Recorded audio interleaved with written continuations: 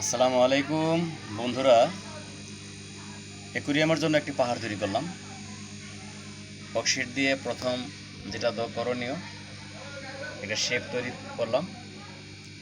এরপরে এখানে সিমেন্ট বালু দিয়ে বাদবাকি কাজগুলো শেষ করে আপনাদেরকে দেখাবো ইনশাল্লাহ।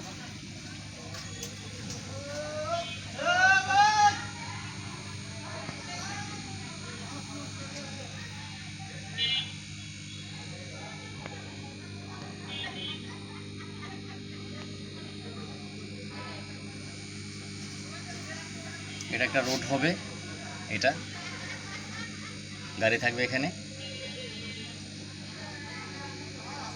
এখানে কিছু কালারিং বাতি থাকবে, ঘাস থাকবে, গাছ থাকবে।